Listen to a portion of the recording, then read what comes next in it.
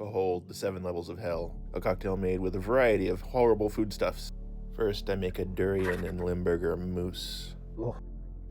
Then I open canned snail and chili bean curd, followed by SURSTROMMINGs.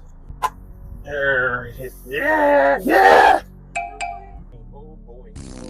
it has a drizzle of pure capsaicin, and then I layer on the juice of surströmming, chili bean curd, and snail, followed by malort and cheap vodka. It's rimmed with liverwurst and garnished with a century egg, habanero, anchovy stuffed olives, and a scorpion. It looks like it's gonna jump out and get me.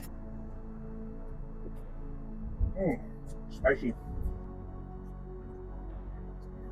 Oh, it's getting worse. Oh, I wish I had some water or something. Forbidden chilies. Oh, it's hot. Hot. Very hot. Oh. Century egg, habanero, and scorpion down the hatch.